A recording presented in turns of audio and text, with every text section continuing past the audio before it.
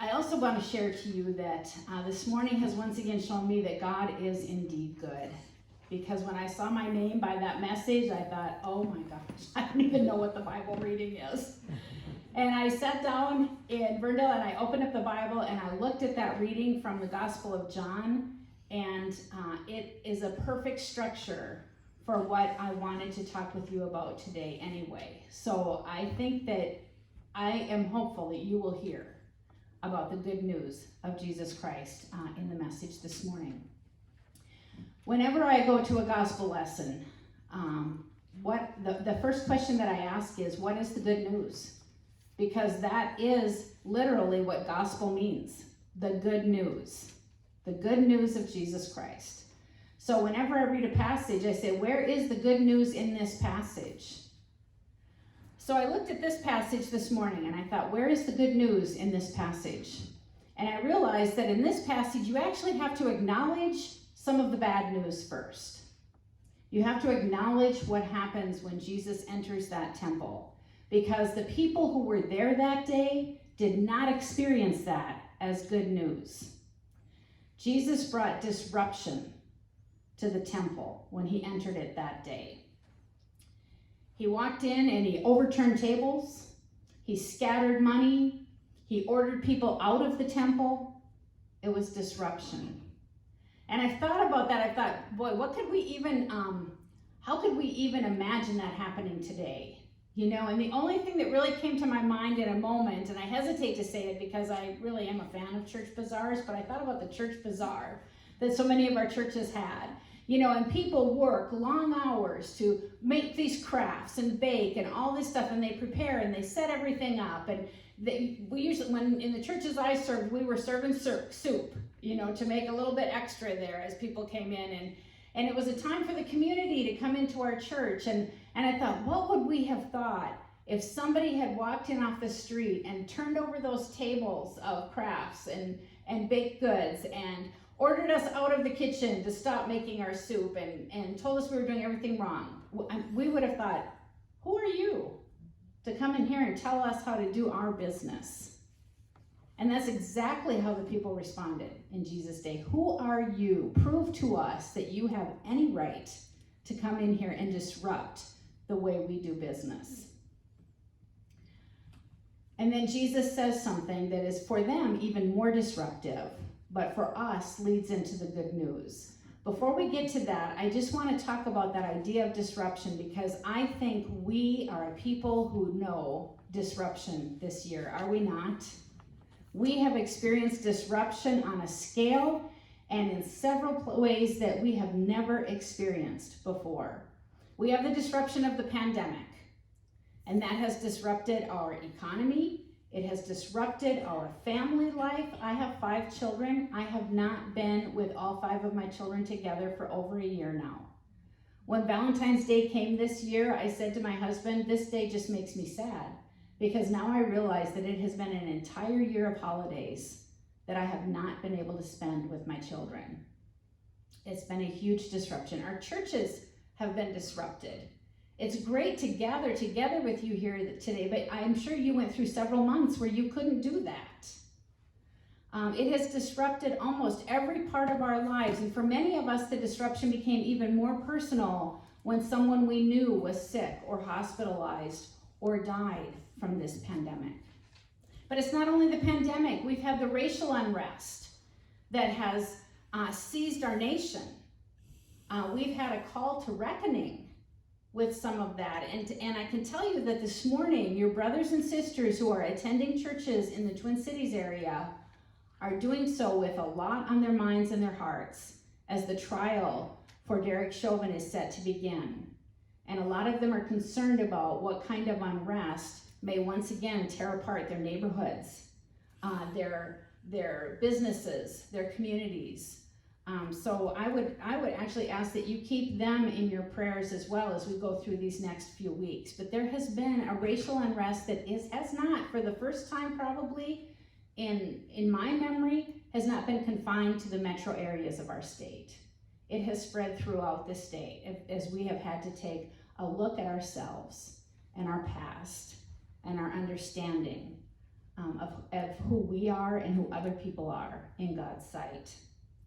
We have the disruption of the political division that has gridlocked our nation for years, but actually erupted in an insurrection last month. We have the disruption that is going on in our own denomination as we struggle to figure out whether we can stay together or whether we must divide. We are experiencing disruption on so many levels and to such a huge degree that we are a people who are all too familiar right now with disruption. So where is the good news? I have been saying for at least 6 months, probably closer to 9 months, we never want to waste a good crisis. A crisis can be awful, but it also can open the door to opportunities that would not have happened without that crisis. So I can tell you that my children are looking forward to being with me. I'm not sure they were so looking forward to that, before they were forced to not be with me. Our family has learned to appreciate each other at a level that we hadn't before. And I think I'm hearing that from a lot of families. In church, I think that this pandemic has allowed us in the church to remember why we are called to be here together. I think that it can be really easy for us to fall into the habit of thinking of going to worship as that thing that we do because we are Christians. But going to worship is what we do in order to be strengthened to do the work that God has put before us. We come to worship. We gather as a community in order to be strengthened for the real work. Worship is not the work that we are called to do as a community of Christ. Worship is where we come to be fed, where we come to experience love and grace and hope and joy so that we can take that with us when we leave to do the work that we are called to do as the church. And that is to take Jesus with us out into our communities, to carry out the mission that Jesus gave the church, to make disciples of all people, baptizing them and teaching them. So I think that is where I have seen some of the good news coming in. There's another area where I think that we have an opportunity because of the disruption that we have experienced that we didn't have 5 years ago maybe. I have watched the church slowly decline for years, and I have watched generations walk away from the church saying it's no longer relevant. It's not something that I need in my life. I do just fine. My family does just fine. I'm successful. I don't need to give up my Sunday morning. I just don't need that in my life. It doesn't give me anything. I think right now we have the opportunity to be more relevant than we have in decades, because we are living in a nation and in a culture that is characterized by anger and fear. And you can hardly watch the news on any channel and not see that is where we are at as a nation. We as the church have the perfect opportunity within that to say, do you know that we know a better way? We know a better way of being community. We know a better way of living. Instead of living with constant anger or gnawing fear, you can live with hope and you can live with joy. You can extend grace. You don't have to be angry.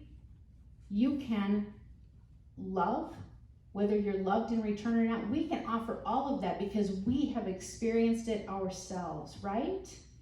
We know that from living a life in Jesus Christ.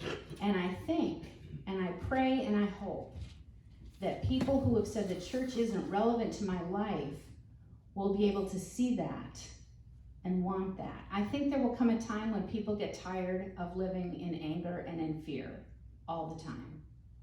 They'll be tired of that characterizing their lives. And maybe they'll be open to a message from someone who says, there is a way that brings peace. There is a way that brings love. There is a way that gives you hope and joy in your life? And would you not like to experience that? So I think there is good news in that. And as I've thought about where we are at today and how we try to see the opportunity within crisis, no matter how painful that crisis is, I'm reminded of Romans 8:28. For we know that all things work together for good to those who love God and live according to his purposes. God doesn't cause a pandemic in order for us to re-understand again what church is all about. God doesn't cause a pandemic for us to reappreciate our families more. But God can use a pandemic to help us do those things. God can use political division to help us see what the church has to offer. God can use racial unrest in order for us to see all people as God's children. God can use disruption to bring much good into this world. And part of our faith is that God absolutely does that. So in this particular passage, Jesus responds to those who say, "Who are you that you can come in here and disrupt us like this?" And what does Jesus say to them? "Tear this temple down, and I will rebuild it in 3 days." Now, in order to fully appreciate what Jesus is saying, you have to understand what the temple meant to the people of Jesus' day. In Chronicles, we hear about the building of the original temple, Solomon's temple, and how it was just magnificent. And on the day of dedication, the glory of the Lord came down and filled that temple. In fact, it says the priests couldn't go in the temple because it was filled with the glory of God. God filled that temple, and the people understood that that was how God resided with them. Their living God lived with them in the temple. And then what happened to the people? They were captured, they were sent into exile, their temple was destroyed. That wasn't just a political catastrophe, that was a religious catastrophe for them. And finally, when we read in Nehemiah and Ezra how the people were allowed to come back and they were able to rebuild the temple, it wasn't as glorious as it once was, but it was that place where God resided with the people. And it was to those people who understood that that was their connection to God. That temple was where God met them. It was to those people Jesus said, "Tear this temple down, and I will rebuild it in 3 days." That did not sound like good news to them either. And they said, "Of course, it took us 46 years to build this temple. How could you possibly rebuild it in 3 days?" But we understand that Jesus was actually expanding. He was offering them a much expanded understanding of how God resides with us. God doesn't reside with us just when we come here. God resides with us in the person of Jesus Christ. Jesus came to be the fullest revelation of God to us. And Jesus is with us wherever we go, wherever we find ourselves, whatever we are involved in. Jesus was crucified. They tore that temple of God down. And in 3 days, God raised him from the dead. That, friends, is the good news. We did our worst to that temple, and God didn't turn his back on us. God raised Jesus Christ and gave him to us again. And we have him with us wherever we go. However we are involved in carrying out the mission that God sets before us, we have Jesus Christ with us. That is the good news that cannot be taken away. And they didn't understand that at the time. To them it sounded like nonsense. But we have the benefit of reading the rest of the gospel, don't we?